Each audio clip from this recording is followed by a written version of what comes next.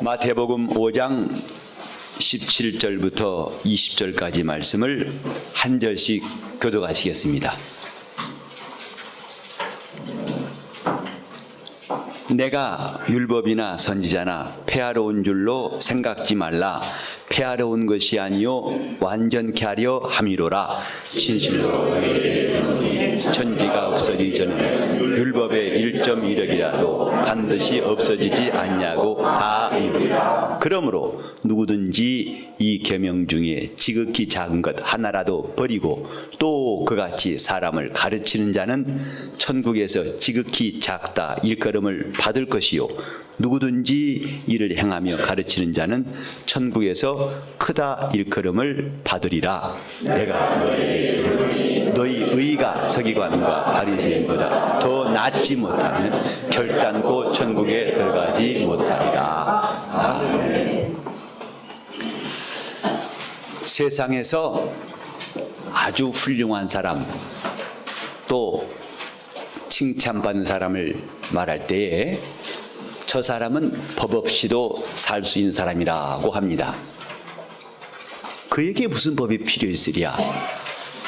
착하고 진실하고 사람이 바라서 저 사람에게는 더는 법이 필요 없을 것이다 라고 말합니다. 하지만 신앙의 관점에서 본다면 이것처럼 위험한 일이 없습니다.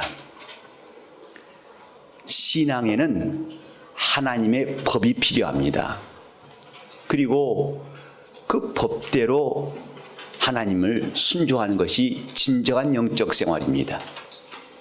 조금 전에 우리가 찬송했지만은 사람이 떡으로만 살 것이 아니요 하나님의 입으로 나온 모든 말씀으로 살 것이니라. 예수님이 이렇게 말씀하신 것은 우리 영적 생활이 법 없이도 자유하란 뜻이 아니고 반드시 하나님의 법대로, 다른 말로 하면 하나님의 말씀대로 사는 것이다 라고 가르치시는 겁니다. 영적 생활은 무질서한 것이 아니고 신령한 생활은 법도 없이 사는 것이 아니라 오히려 신령한 법에 의해서 사는 겁니다. 이것이 미신과 다른 것이고 종교인과 다른 겁니다. 실제로 종교인들은 그들이 법이 많지 않습니다. 오직 자기의 행위와 노력과 의가 많을 뿐이지 계명들을 다 지키는 종교인들은 그리 많지 않습니다. 그들은 그렇게 많은 계명이 실상은 없습니다. 그러나 하나님은 이스라엘을 부르셔서 자기 백성으로 삼으실 때에 시내산에서 하나님의 법, 곧 하나님을 섬기는 법을 주실 때부터 하나님의 백성으로 인정하시고 그들이 하나님을 잘 섬길 수 있게 하신 겁니다. 애굽 바로의 밑에 있을 때는 전혀 듣지도 못했던, 알지 못했던 율법을 비로소 모세의 입을 통해서 주시고 그 율법대로 하나님을 섬기라고 하신 것입니다. 그래야 너희는 다른 민족과 구별되어 내 백성이라고 하나님이 인정하신 것이지요. 그래서 그때부터 이스라엘은 하나님 명하신 대로 1년에 3차례 큰 절기를 지켰으니 유월절과 77절과 수장절이라 꼭 3번 절기를 지켜서 하나님께 나아오도록 모든 남자들은 다 그렇게 하라고 명령하셨습니다. 이런 절기뿐만 아니라 그들이 하나님께 나올 때에 허물을 사함받고 죄를 속함받기 위해서 그들은 자기 마음에 정한 대로 하는 것이 아니라 각각 번제가 떴고 화목제가 떴고 속건제가 떴고 속죄제가 떴고 요제가 떴고 또 소제가 어떤 것인가 각각의 제사의 의미와 방법을 하나님이 일러주시고 그렇게 하라고 말씀하셨습니다. 이렇게 신앙은 처음부터 하나님이 시키신 대로 하는 것임을 이스라엘을 통해서 알게 하신 것이지요. 우리 신앙은 이렇게 하나님의 법대로 하는 겁니다. 오늘날 많은 사람들이 은혜를 오해해서 이제 은혜 시대이니까 율법은 필요 없다고 말하고 실제로 그렇게 하고 있습니다. 이런 주일도 내가 이제 은혜 받은 사람이니까 구태여 교회 가거나 형식에 매일 필요가 없다. 나는 자유한 사람이니까 라고 해서 율법을 무시한 사람도 있고 심지어는 부정한 사람도 있습니다. 그러나 성경에 우리 주님이 오늘 말씀하신 것처럼 내가 온 것은 율법을 폐하려 온 것이 아니요 율법을 완전케 하려 왔다고 말씀하셨어요. 율법을 부정하신 것이 아니고 오히려 완전케 했다고 하신 말씀을 오늘 함께 상고해 보려고 합니다. 과연 신앙인에게 율법은 필요한 것인가? 결론부터 말하자면 필요합니다. 반드시 그 법이 있어야만이 신앙생활이 가능합니다. 오늘날 교회에서 일어난 여러 가지 문제들은 이런 법이 없기 때문에 무법한 원인에서 교회에 여러 가지 시기와 분쟁과 당짓는 것과 악한 일들이 끝없이 일어나서 주님의 교회가 몸살을 앓고 심지어는 교회가 나눠지기도 하고 교회가 문을 닫는 곳도 있습니다. 처음부터 주님이 말씀하신 대로 교회가 시작했더라면 또 주님의 뜻대로 교회가 순종하여 말로만 주님이 머리가 아니라 실제로 주님께서 머리 되신 것을 온 교회가 순종함으로써 실천했더라면 과연 그런 일이 나올까 하고 생각해 봅니다. 우리 신앙에는 법이 필요합니다. 하나님을 섬기는 법을 율법이라고 합니다. 이것을 피했다는 사람도 있고 아니다는 사람도 있어서 혼란을 느끼지만은 오늘 그 이야기는 다 드릴 수가 없고 오늘 꼭 이 설교에 필요한 내용만 잠깐 말씀드리자면은 하나님을 섬기는 율법은 피한 적이 없습니다. 첫 언약 때에도 율법이 있었고 곧 히브리서 9장 1절 이하에 보면은 첫 언약에도 섬기는 예법과 성소가 있다라고 말씀하심으로써 그 섬기는 예법과 성소는 새 언약에도 있는 것을 말씀하고 있습니다. 사람들이 자의로 성경을 해석하고 성경을 폐함으로써 자기 스스로 은혜 받았다고 주장하지만은 그러나 그 은혜가 오래 못 가는 것은 자신들이 나중에 알게 됩니다. 그 은혜 받았다는 것이 얼마나 자기를 방종하게 만들고 혼란에 빠지는 것은 자신들이 곧 경험할 것입니다. 신앙에는 법이 있습니다. 곧 율법인데 그 율법은 하나님의 양심이라고 합니다. 내 양심이 아니고 하나님의 양심, 하나님의 의라고도 합니다. 하나님의 도, 길도자로 해서 하나님의 도, 요한은 의의 도로 왔다 하고 주님 말씀하셨죠. 곧 요한은 율법의 또 선지자의 마침이라고 율법과 선지자의 마침이라고 주님 말씀하셨는데 이렇게 율법은 하나님의 양심을 말합니다. 곧 우리가 율법으로 하나님을 섬겨야 한다는 말은 하나님의 양심을 가지고 하나님을 섬겨야 한다는 말이겠지요. 우리는 자기 양심을 하나님 양심이라고 혼동할 때가 많습니다. 내 양심에 거리낌이 없으면 하나님도 다 인정하실 거라고 오해할 때가 많습니다. 하지만 극단적인 예를 하나 들어볼까요? 우상에게 절하는 것, 우리 양심에는 꺼림이 없습니다. 그러나 하나님의 양심에 의하면 이것은 하나님 앞에 더러운 것이라고 했어요. 사신 우상에게 절하는 것은 악한 것이라고 이미 성경에 말씀했습니다. 그래서 우상 숭배를 성경은 철저하게 금하고 있지만 사람의 양심에는 그걸 죄로 여기지 않는답니다. 하나님의 양심에 의해서만 그것이 죄인 줄 알았지요. 이렇게 하나님의 양심과 우리 양심은 달라요. 더 말할 것도 없이 우리나라의 양심과 저 미국의 양심은 다릅니다. 우리나라 사람의 양심은 어린아이가, 지금은 그런 일이 별로 없는데 옛날에 좀 가난했을 때는 거의 아이들이 옷을 별로 입지 않았습니다. 그래서 어린아이들이 동네 다닐 때 보면 다 아랫도리를 떼놓고 다녔어요. 할아버지 지나가면서 그걸 만지면서 이놈 참 귀엽다고 그랬어요. 그걸 또 아이를 데리고 가는 아버지 어머니들은 흐뭇해가지고 참 이 어르신이 우리 아이를 귀여주는가 흐뭇해봤는데 만약에 여러분 미국 가서 하면 잡혀갑니다. 그건 성추행, 폭행대가 잡혀갈 수 있어요. 양심이 달라요. 오늘 미국 사람, 한국 사람뿐만 아니라 우리나라 사람도 각기 양심이 달라요. 한국 사람끼리도 도덕의 양심과 선량한 시민의 양심은 다릅니다. 저나 여러분은 혹시 남의 물건을 슬쩍했다고 합시다. 그때 그 마음이 찔려가지고 잠 못 잘 사람 많을 겁니다.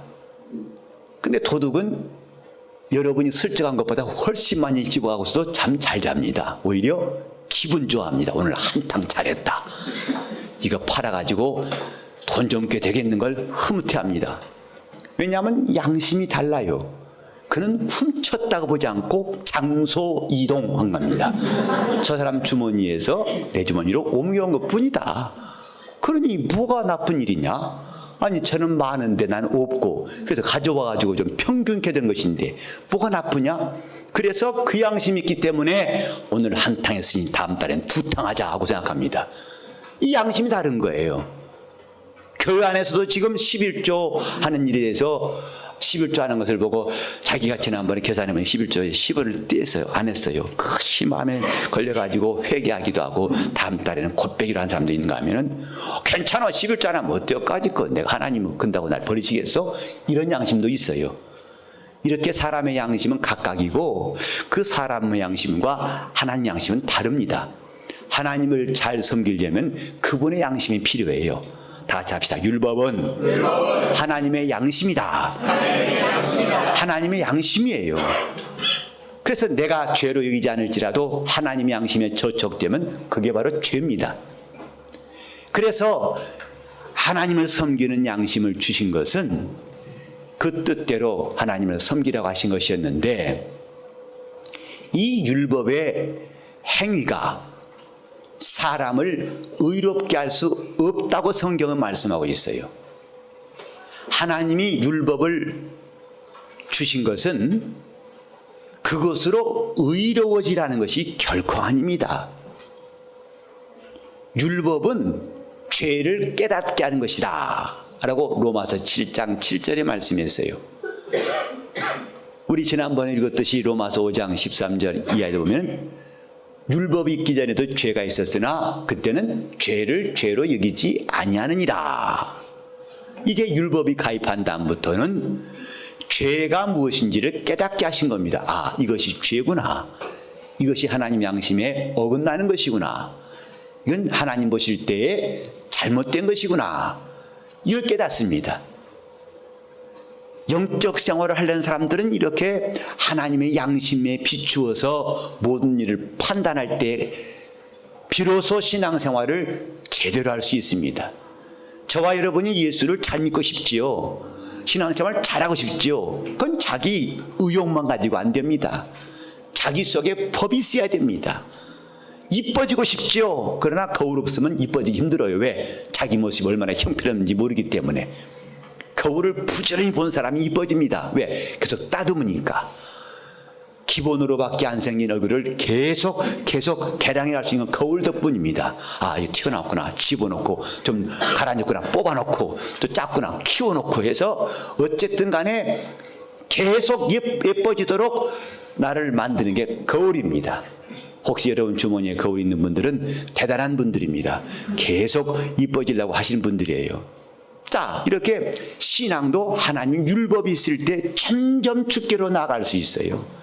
점점 주의 뜻대로 할 수 있어요. 제대로 신앙생활을 하고 싶다는 것은 의욕만, 용기만 갖고는 할 수 없습니다. 나에게 하나님의 양심이 있을 때 가능합니다. 어떤 사람은 예배 시간 늦게 와도 전혀 문제 없어요. 그러나 하나님의 양심이 그 안에 있다면은 먼저 하나님 앞에 가서 내가 예배를 준비해야겠다.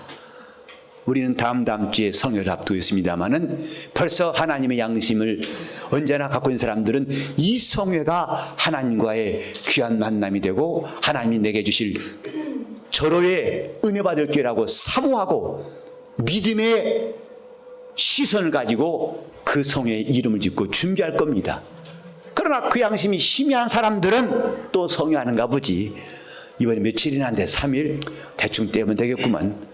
가끔 한 번 나오고 간두지. 뭔가 하나님에 대한 하나님 양심이 희미한 사람들은 행동도 생각도 다릅니다. 그러나 이 속에 하나님을 향한 양심이 아주 선명한 사람, 현명한 사람은 매사에 신앙적인 결단과 생각이 나오게 되어 있습니다. 하나님의 법으로 신앙생활 하시기 바랍니다. 아멘. 여러분 속에 그 법이 있을 때에 여러분은 술 취한 사람 마냥 귀청거리지 않냐고 제대로 갈 수 있어요. 제대로 판단할 수 있고 여러분 영적 생활을 제대로 할 수 있습니다. 아멘. 근데 이 율법은 사람을 의롭게 하는 법이 아니고 사람이 죄를 깨닫게 하는 법입니다. 내가 하나님의 양심에서 어긋났구나. 기도 않는 사람들, 그 사람들이 적지 않습니다마는 하나님의 양심인 사람들은 내가 기도해야겠다는 의무감뿐만 아니라 이렇게 하나님과 멀어지면 어찌 되겠는가? 하나님과 가까이 해야지. 내 영혼이 하나님과 가까운 사람 돼야지 하는 이 가책과 함께 자기에게 찔림이 있어서 자기를 점점 기도한 자리로 몰아옵니다마는 그 양심이 점점 무뎌지면 나중에는 기도한 사람 나만 안 하는가? 사방에 하는 사람 많던데 오히려 한 사람이 시기하던데 하고서 자기를 변호하기 바쁩니다. 우리가 회개를 사랑해야 할 이유는 회개가 있을 때 하나님께 가까이 나갈 수 있어요. 회개할수록 우리는 그분께 가까이 나가고 그분 앞에서 우리 짐이 점점 더 가벼워지는 거 아십니까? 회개할수록 영혼이 맑아지고 회개할수록 영혼에 담대함이 있는 거 아십니까? 여러분 회개가 망각되지 않게 하세요. 회개하는 마음이 무뎌지지 않게 하세요. 어느새 회개가 점점 줄어지는 거 위험신호로 받으셔야 됩니다. 내가 회개가 안 나오는 거, 가정에 회개가 없는 거 빨간불 켜진 겁니다. 당장 여러분 가정에 우한 질고가 없을지라도 이미 그건 경고등이 켜진 겁니다. 하나님 앞에서 회개하는 것만큼 우리에게 귀한 일이 없습니다. 그것은 끝없이 그분과 관계를 회복시키는 겁니다. 그분과 더 가까이 가고 그분과 신령한 만남을 재촉하게 하는 것이 회개입니다. 그건 하나님의 양심이 있을 때에 자기 영혼의 진정한 회개가 나오게 되는 것이지요. 율법은 회개케 하려고 주신 것이다 이 말이에요. 율법이 주는 열매 회개입니다. 율법이 있을 때 비로소 회개케 하는 것입니다. 그런데 바리새인들과 서기관들은 이걸 오해를 해서 하나님 앞에 나와 기도할 때 회개는 고사하고 누가복음 18장에 보면은 세리와 바리새인이 성전에 올라가 기도한 게 나오는데 바로 세리는 회개, 오직 그 기도가 전체가 다 회개했지만은 바로 이 바리새인은 회개가 메말라 버렸어요. 마치 황무지처럼 회개가 바짝 말라버리고 그는 오히려 하나님 앞에 자기 의를 늘어놓습니다. 내가 일주일에 2번씩 금식하고 이 바리새인 같지 않고 나는 11절을 철저하게 했습니다. 주여 이 정도면 잘한 거지요?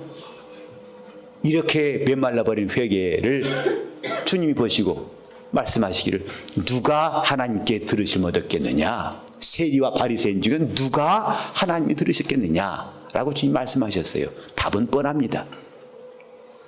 회개가 없는 신앙생활은 이미 사막 같은 겁니다. 여러분이 교회 생활을 오래 했다고 해서 그것이 정상적인 회개 안 해도 정상이라고 착각하지 마세요. 목사라고 해서 회개를 면제받은 게 아닙니다. 오히려 더 회개할 게 많다는 것을 깨닫게 됩니다. 하나님이 이렇게 율법을 주신 것은 회개하게 하려고 곧 자신이 하나님 양심에서 얼마나 벗어났는가를 깨닫게 하신 것입니다. 근데 그 죄를 깨달을 뿐만 아니라 두 번째로 이 양심, 하나님 양심 율법은 인간의 한계를 알게 하신 겁니다.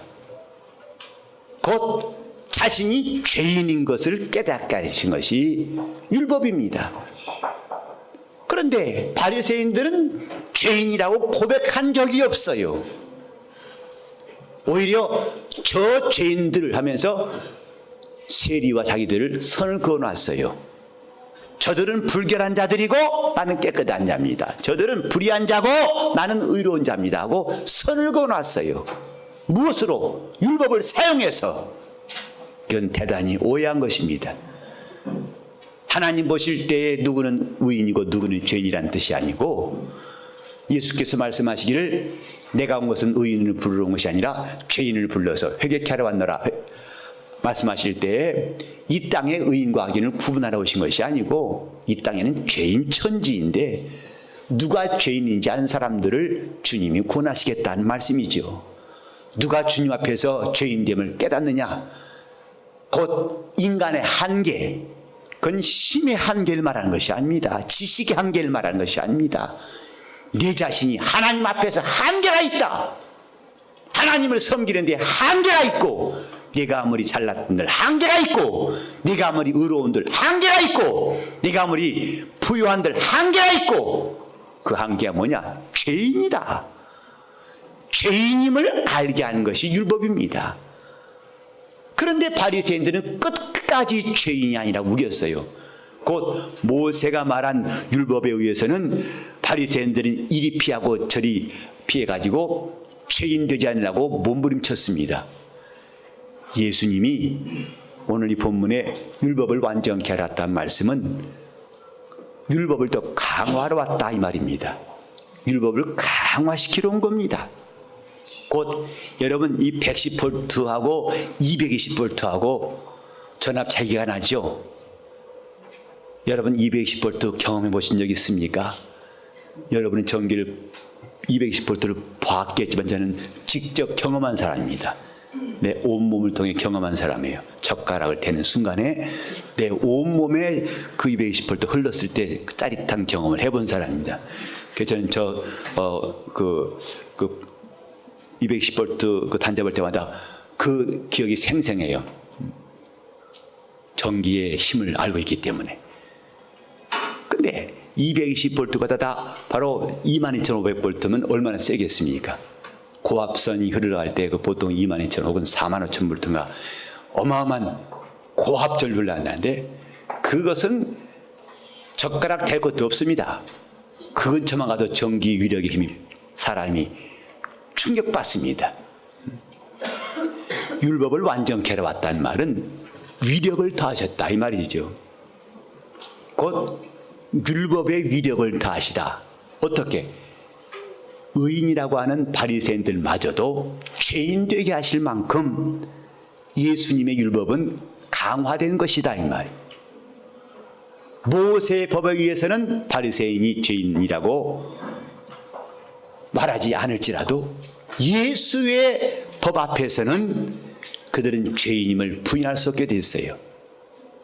그래서 현장에서 가늠한 여자를 잡아가지고 바로 이 죄인을 주님 어떻게 하실랍니까? 그러니까 바리새인들은 어느새 죄인을 심판하는 자리, 모세 자리에 앉아가지고 주여, 이 사람이 현장에서 가늠했는데 어떻게 하시랍니까?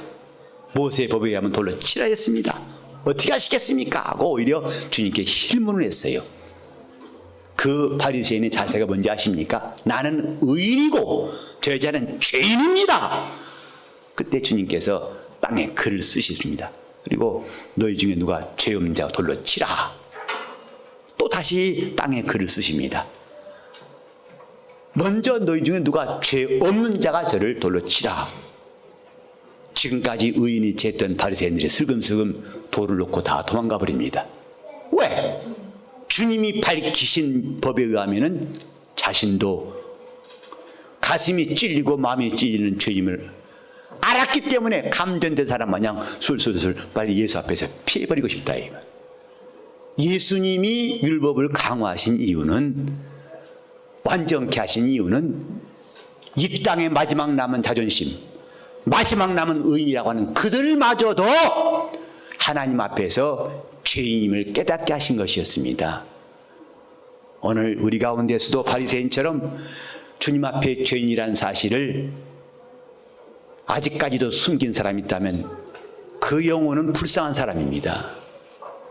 주님은 스스로 의인이라는 사람을 도울 능력이 없어요. 전능자이시지만, 우리를 위해서 피 흘려 죽으신 주님이시지만, 자기 스스로 의롭다는 사람은 주님의 손이 닿지 않습니다. 주님의 힘이 그에게 미치지 않습니다. 왜냐하면 주님은 그런 사람을 부르러 오신 것이 아니라 죄인을 불러서 회개케 하려 오신 분이기 때문입니다. 주님과 아무 상관이 없기 때문입니다. 오늘 우리는 율법을 완전케 하신 예수를 깊이 생각해야 됩니다. 율법이 있을 때에 은혜가 있는 거 아십니까? 은혜를 사모하지만은 사람들은 어느새 슬그머니 율법을 밀어내버립니다. 그 사람은 영원히 은혜를 얻지도 못하고 찾지도 못합니다. 율법이 있을 때에 은혜가 있어요. 이미 갈라디아서 3장 24절에 보면 말씀하기를 율법은 우리를 그리스도께로 인도하는 몽학선생이라고 말했습니다. 율법이 있을 때만 우리가 그리스도께로 인도받는다는 말씀입니다. 곧 율법에 의해서 내가 죄인임을 깨닫고 내 한계를 깨달을 때만 내가 얼마나 예수가 필요한 사람임을 깨닫고서 주님을 만날 수 있다 하는 뜻이지요. 오늘 저와 여러분은 막연히 예수를 찾는 사람들, 곧 율법은 팽개친 채 은혜만 구하는 어리석은 사람이 이 가운데 한 사람도 없어야겠습니다. 아멘. 내 속에 하나님의 양심이 있는가? 그 양심은 말씀을 들을 때 하나님 말씀이 하나님의 양심이에요. 곧 회개하라 하신 말씀이 하나님의 양심입니다. 하나님 보실 때는 인간은 회개할 존재라는 것입니다. 하나님 보실 때 인간은 시험에 들지 않도록 깨어서 기도해야 한다는 것입니다. 하나님 보실 때 인간은 자신이 죄인임을 깨닫고 주님을 찾아야 한다는 것입니다. 그래서 바로 한순간도 주님 없이는 살 수 없는 존재라는 것을 깨달아야 한다는 것이 하나님의 양심이에요. 그분의 보시는 견해입니다. 그분의 견해를 존중하는 것이 신앙생활입니다. 주님이 내게 하신 말씀을 무시하지 않냐고 그 말씀이 옳소이다 하고 아멘하고 받아들이는 것이 겸손한 사람인 것입니다. 우린 지금 주님이 얼마나 필요한지를 잘 모르고 있어요. 자신이 죄인이면서도 죄인인 채 한 사람만큼 답답한 사람은 없습니다. 차라리 바리새인이 더 나아요. 바리새인은 자기들이 죄인이면서 의인이라고 말했죠. 그것도 심각한 문제인데 더 심한 사람이 뭐냐? 죄인이면서 죄인인 채 한 사람이에요. 바리새인보다 더 중증의 환자입니다. 죄인이면서 죄인인 채 한 사람들 말이요. 차라리 바리새인이 그들보다 더 빨리 천국에 들어갈 거예요. 죄인이면서 죄인인 채 하고 있어요. 주여 죄인입니다. 입으로는 죄인이라지만 속으로는 나도 웬만한 사람입니다. 이 사람들. 우리는 지금 주님 앞에 자신을 내보일 용기가 나만처럼 옷을 벗고 자기를 내보일 용기가 필요합니다. 그래야 영혼이 삽니다. 그래야 은혜 받습니다. 그래야 주님이 함께 하시고 여러분에게 간섭하시고 여러분을 인도하실 거예요. 주님의 손이 여러분 손에 영혼에 닿게 하시려면은 그분 앞에서 옷을 벗으세요. 그분 앞에서 나만처럼 자기 정체를 드러내는 것이 급선무입니다. 주님 이렇게 내 몸은 찢겨지고 상처투성이고 고름투성이고 다 썩었나이다. 온몸에 진물이 납니다. 주님의 손이 닿아야만 난 살겠습니다 라고 주님께 자기를 보일 때 주님이 은혜를 베푸시는 것이죠. 옷을 꼭꼭 옷으로 싸고 코트로 싸고 자기 체면으로 자존심으로 둘러싸는 한 주님과는 거리가 멀어지는 겁니다. 죄인이면서 죄인인 채 하지 마세요. 이 사람은 가장 가망이 없는 사람입니다. 차라리 죄인이면서 의인인 채 하는 바리새인이 훨씬 낫습니다. 그는 주님의 율법에 의해서도 죄인 될 수 있지만 죄인이면서 죄인인 채 하는 사람은 예수의 율법도 피할 수 있는 사람이에요. 그 율법마저도 무능케 할 수 있는 사람이 바로 그런 사람들입니다. 자, 율법은 사람의 한계를 깨닫게 하는 말씀이에요. 나는 해도 안 되는구나. 성경의 말씀이 있죠. 옛사람이 말한 바 살인치 말라 하였으나 나는 너에게 말하노니 형제를 보고 나가라. 그 미련한 놈이라. 이 사람은 지옥불에 던질 것이다. 또 마음에 이미 미워하면 이미 살인하였느니라.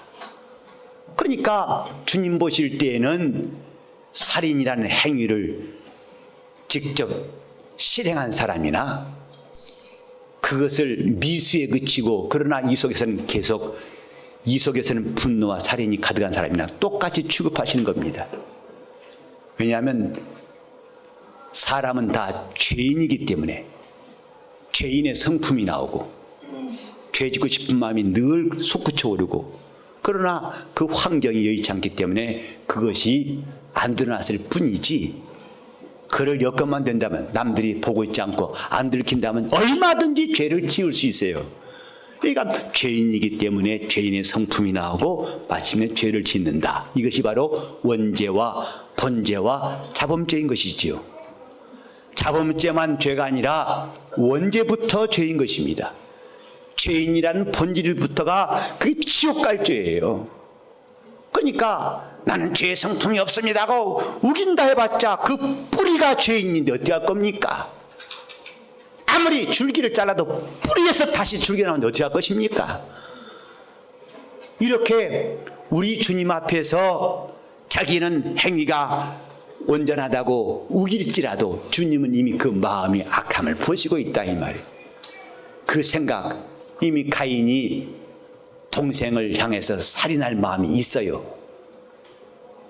하나님은 이미 말씀하셨어요. 내 안색이 변하면 어찌미냐? 내 얼굴이 정 같지 않다. 바로 죄의 소원은 내게 있으나 너는 죄를 다스릴지니라. 하지만 가인은 그것을 다스릴 능력이 없어가지고 어느 날 들판에서 아무도 보고 있지 않을 때 아우를 돌로 쳐 죽였습니다. 이미 죄의 소원이 있구나. 그러니까 사람들은 들키지 않는 죄는 죄로 여기지 않을지라도 주님은 그것마저도 다 보시는 분이다 이 말이에요. 이것이 예수님이 강화하신 율법입니다.